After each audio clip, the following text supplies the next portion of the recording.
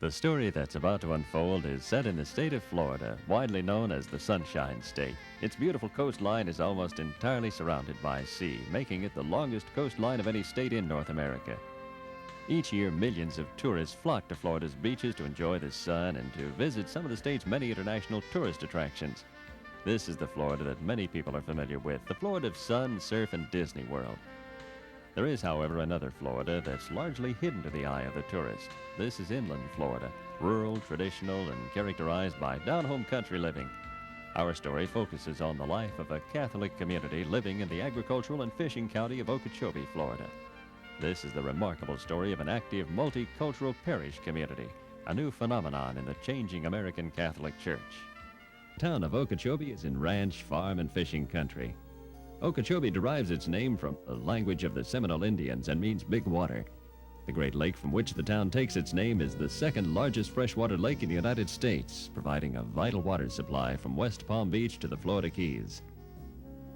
A small hamlet originally named Tatty after its first school teacher, Tatty Huckabee, began to grow at the northern edge of the lake around the turn of the century. Tatty Town, as the locals called it, was renamed Okeechobee in 1912 and was incorporated in 1917. A delightful marina and campground snugly nestles against the western rim of the lake and bears the name Okeetatty in memory of the town's first school teacher. Okeechobee boasts among its greatest surprises today a thriving Catholic parish, which has been described in the National Catholic Reporter as shining like a buckle on the Bible Belt. Sacred Heart, once a sleepy rural mission, now offers masses in 3 languages, has a soccer field out behind the parish hall, a pavilion on the grounds for outdoor ethnic and cultural celebrations, and the look of a bustling complex. Truly, it's a parish for all seasons.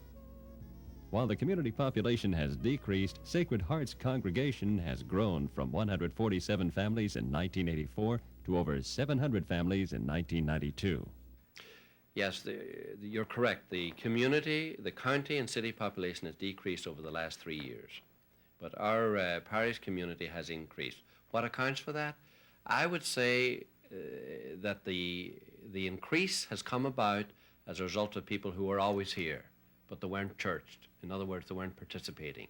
And our outreach program has touched them and has involved them in the life of the church.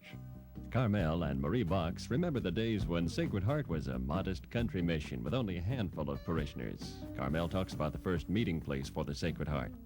The first place was a little chapel on the prairie, which is 2-story, built in the early around 1915, 16, I believe. And I understand the pastor had a great big car. I don't remember what the brand was, but he supposedly built the church to accommodate the car on the ground floor. Upstairs, there were seats for approximately 35 to 40 parishioners.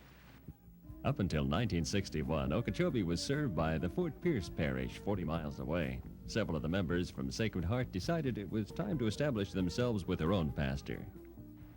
All right, Mr. Gordon T. Brooks, William H. Ford, and myself, we approached Monsignor Beerholder, Fort Pierce, told him our story. He kind of questioned as to whether or not the bishop might authorize it, but he promised he would write a letter to the bishop and set up an appointment, which he did. And we met Bishop Carroll, the 3 of us, at Palm Beach, at St.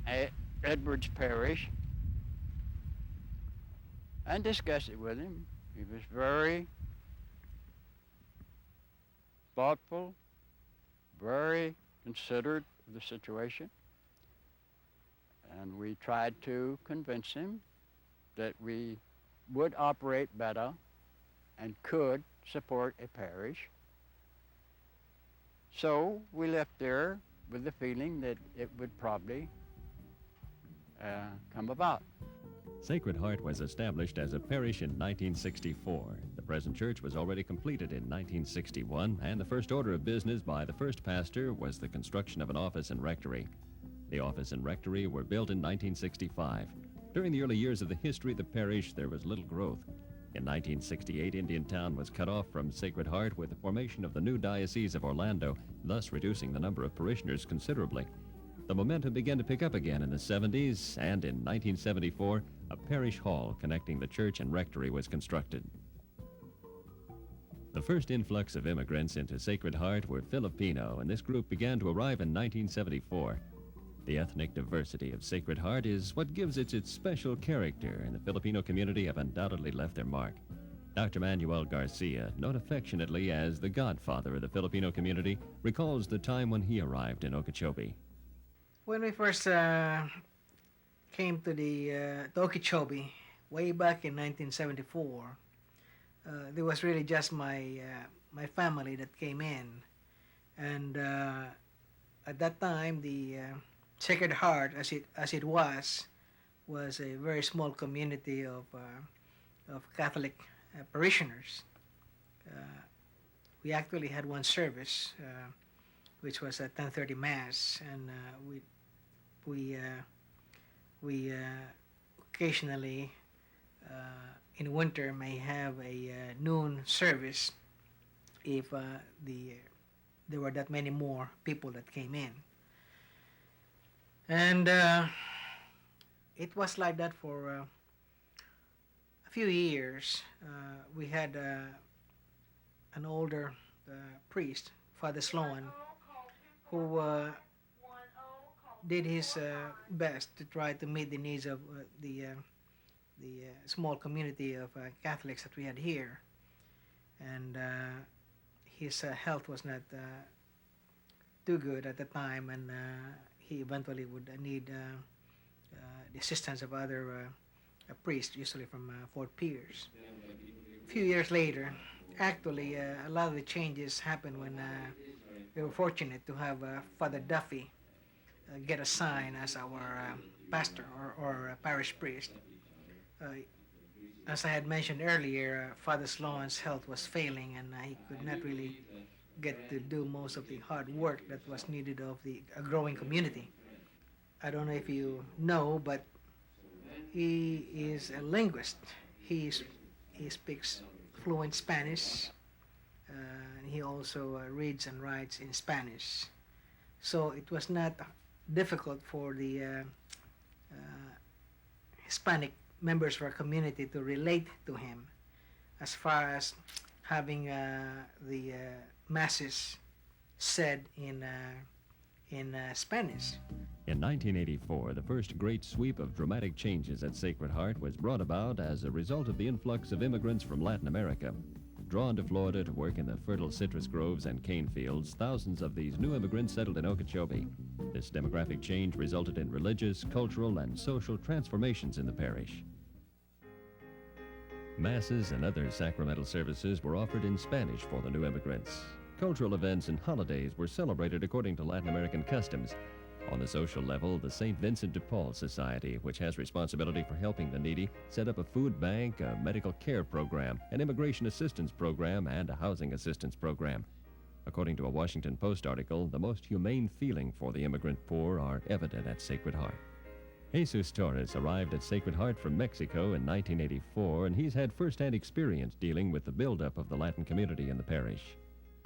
The parish has been getting better because it is satisfying the needs of the people, the material needs and especially the spiritual needs. And we have the Spanish Mass, which is something really important for the people. And also we have sacramental preparation, which includes baptismal seminars, preparation for First Communion, confirmation preparation, marriage preparation, and we have also youth retreats monthly, which is given in English or sometimes in Spanish, according to the needs of the people. In 1989, another group of immigrants arrived in Okeechobee. This time it was the French Canadians. Since their arrival, the French Canadians have opened several housing developments in Okeechobee. The church had to adapt once more to the religious, cultural, and social needs of another ethnic group by offering in French to the French Canadians what it offered in English and Spanish to the other parishioners. Fern LaRose is responsible for developing 2 of the settlements for French Canadians in Okeechobee, and he's been active in integrating his community into the life of Sacred Heart. Well, as you know, most French Canadians are Catholic, and a lot of them don't speak English. So we were fortunate to have Father Duffy and McCleary that could have the Mass in French here. So. Oliver Harwis is an active member of the St. Vincent de Paul Society, which offers housing assistance among other services to the needy. He's seen here with this delightful family, which moved into this comfortable trailer home provided by the church. The Nunes family can now move ahead with their lives, and their example of what can be done when charity prevails is indeed an inspiration. Through the efforts of the church, the lives of the Nunes family has improved dramatically in recent months.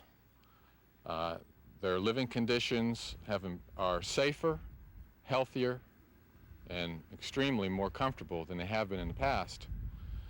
If I may regress for a bit, I've known the Nuneses for 4 years, and their situation worsened as time went on.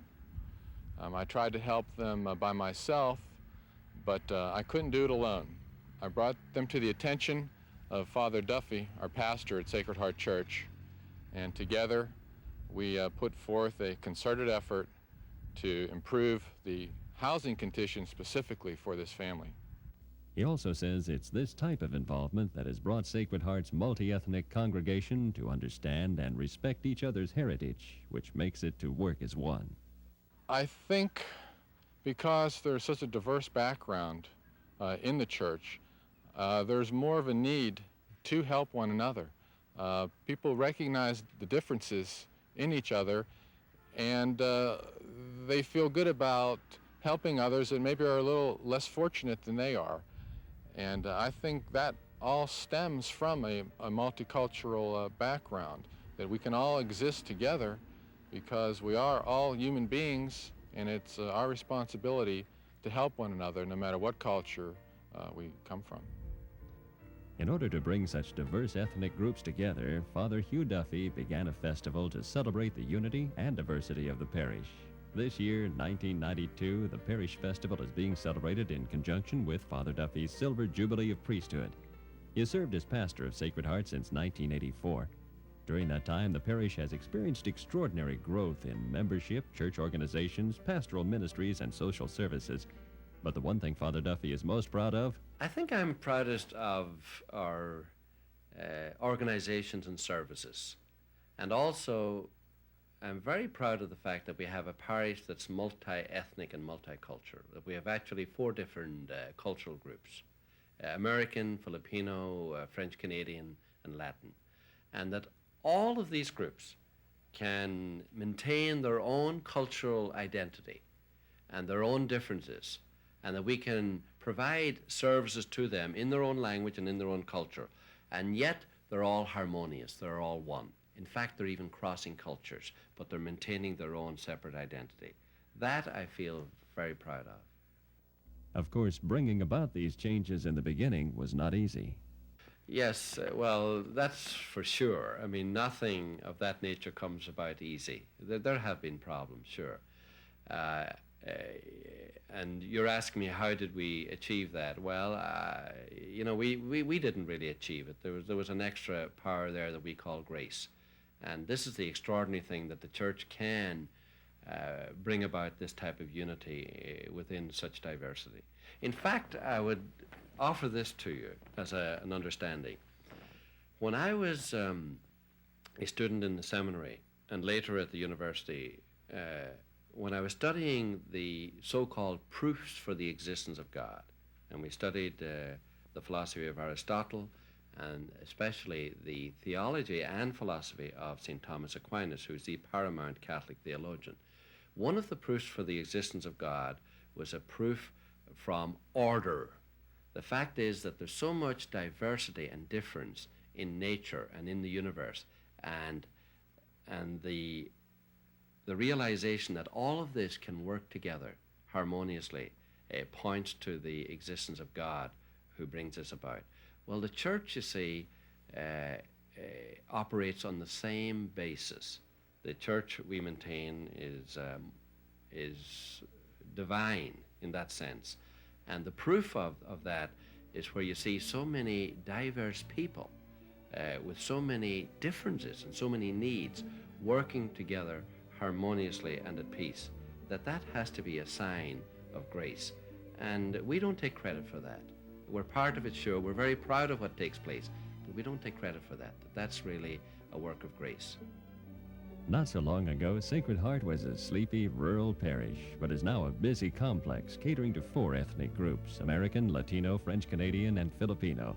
It's grown from 2 parish organizations to 27 in the past 7 years and has greatly added to its buildings. While the physical plant and parish services continue to expand, Sacred Heart has no outstanding debts of any kind. This unique parish has achieved all this by managing wisely its own resources, namely its people.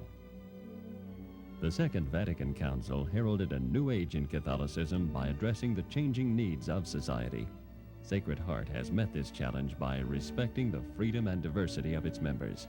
This enables its people to experience the true meaning of the gospel.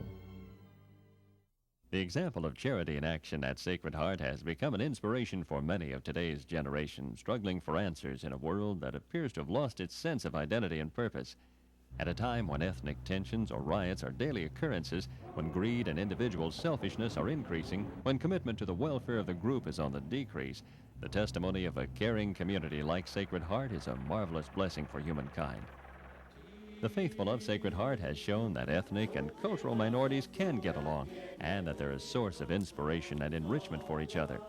What has been achieved by this community of believers is the fruit of years of sacrifice and love, a magnificent obsession born of faith and the conviction that God's grace and human goodness are greater than the inclination to selfishness. This kind of witness to the love of God and neighbor provides an answer to some of the problems that dog society today, namely race relations, cultural diversity, individual and group cooperation. In evaluating what has taken place at Sacred Heart, it's been found insightful to get the reactions of some professionals and community leaders in the Okeechobee community. The community experience of Sacred Heart with regard to ethnic diversity and cultural harmony has impressed many residents of Okeechobee, particularly the sheriff of the county. In the mid-'80s, also, the Catholic Church became very involved in the Latin community. They started working with these people. They started having special services for these people. They started educating these people because these people come from a very, very poor country. Many of them are illiterate. They still have strong family ties back to their families in Mexico. But through the church's involvement, we have seen the people become accustomed to our customs, educated toward our laws, and become a more productive citizen. I'm not to say that that's 100% of the community, but I say that that's a vast majority of them. And instead of becoming people that are afraid to live in the community, that try to hide from the law, that could become a negative impact on the community, it's been a positive impact. And I think the church has played a large role in it. Many cities and schools today are experiencing serious tensions among ethnic groups, often leading to violence. The educational system of the United States has been viewed as an agent of socialization, as a means of drawing peoples from various backgrounds together. This goal of harmonious togetherness between youngsters of different cultural and ethnic backgrounds has not always met with success. Regrettably, socialization has been compromised by 2 conflicting tendencies in our schools. Namely, the tendency on the one hand to cater to racial homogeneity, for example, separate schools for whites and blacks, and the tendency on the other hand to create a common cultural identity through forced busing and integration. The real-life experience of parishioners at Sacred Heart offers a wholesome alternative to racial discord, since it begins by accepting differences as important, thus enabling people to get along while retaining their separate identities. This lesson is of particular importance in the American public school system, where the wounds of racial disharmony are constantly surfacing and need to be healed. Gay Carlton, a native of Okeechobee, has been a teacher, athletic director, and coach in Okeechobee for 28 years. She has firsthand experience of the racial and cultural conflicts in the school system and has imbibed a valuable lesson from the experience of the Catholic community, which, while fostering unity, respects the cultural identities and backgrounds of all ethnic groups. As I understand, the Catholic Church provides services, and they have different organizations, masses that benefit all the different ethnic groups. And while these are provided separately, they still, as a church, work together as one. And this is a good example that the education system could follow, because I notice here at the school, they all have their groups. And of course, this is characteristic of that age group. Every kid wants to belong to a group.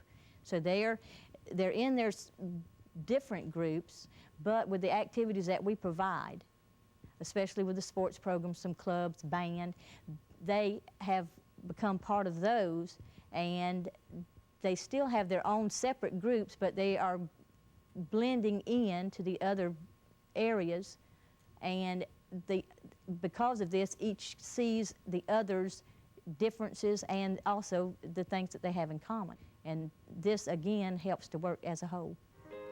The United States has been described as a melting pot, a crucible wherein racial and cultural amalgamation takes place. In recent years, the notion of a melting pot has been questioned as attention is directed to the very real differences between ethnic and cultural minorities. Dr. Joseph Barthett is a psychologist practicing in Okeechobee. He encounters the problems that many people experience in regard to ethnic and cultural diversity.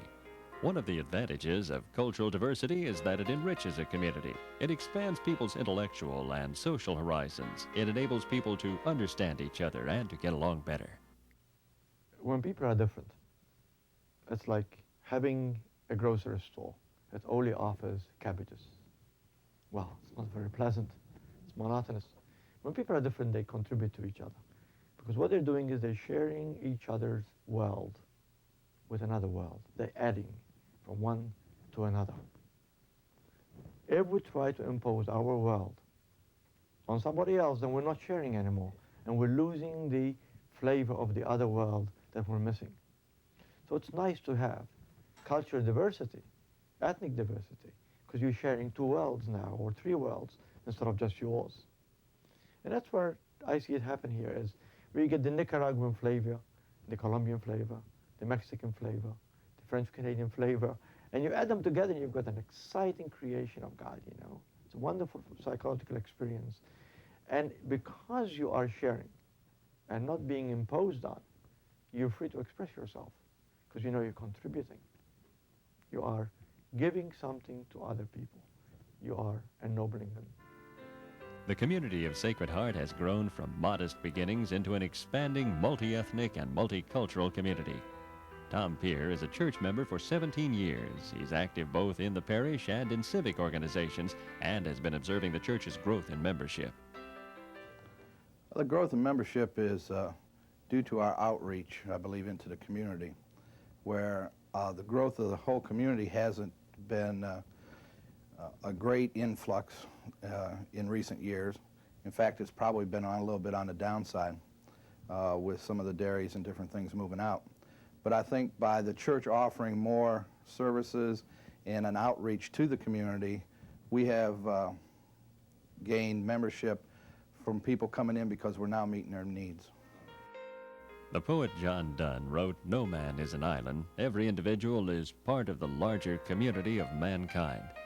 The function of the church is to draw people together under the common fatherhood of God. Thus, what goes on outside the church is just as important as what goes on inside the church.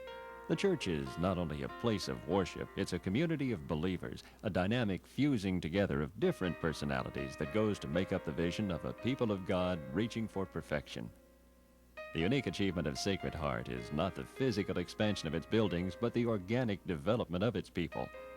By God's grace and the goodness of its members, Sacred Heart was able to develop in such a way that it could show respect towards the very least of its members while maintaining charity towards all. Perhaps the spirit of this parish is best expressed in this poem. My parish is composed of people like you and me. Together, we make it what it really is. It will be friendly if we are friendly. Its seats will be filled if we help to fill them.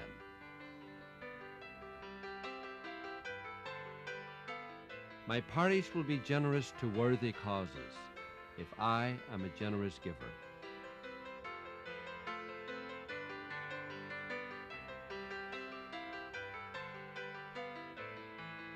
It will draw other people to worship if I entice them by good example. My parish will be a place of loyalty and love, of courage and life-giving faith, of nobility of spirit and concern for others, if I am filled with these same qualities. My parish will become all things to all mankind if I dedicate myself to the task of becoming the kind of person that God, in His wisdom, wants me to be. The type of growth that has taken place at Sacred Heart is unique, since it's the result of a compassionate community ministering in different ways to all its members. Parishioners belonging to various parish organizations and services fan out from the church, bringing the good news or services of the parish to their neighbors in need. The church is primarily, I think, the people of God involved in this great endeavor called salvation, you see. And when the emphasis goes from the building to the people, that's when you have great things happening. And sure, the people here feel that they are the church, and they feel enabled to do what they're entitled to do as the people of God. And I'm very happy with that. It makes it easier for me that people can up and go and do things that I couldn't possibly do, and exercise certain ministries and come forth with talents that only they have and that God has given them. It's a wonderful thing.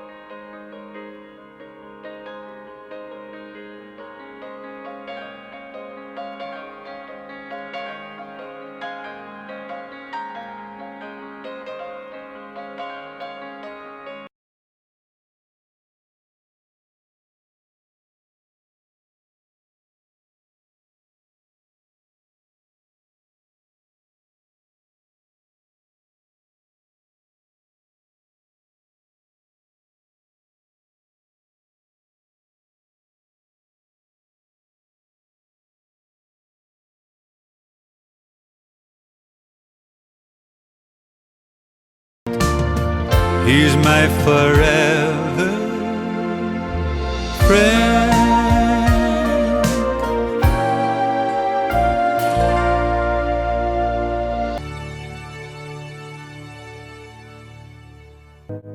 Every breath I take, and sometimes I forget him. My halo fails to shine. Sometimes I'm not his friend, but he is always mine. He's my forever friend, my leave me never friend. From darkest night to rainbow's end, he's my forever friend. If you still don't know the one I'm talking of, I think it's time you knew too. He's my forever.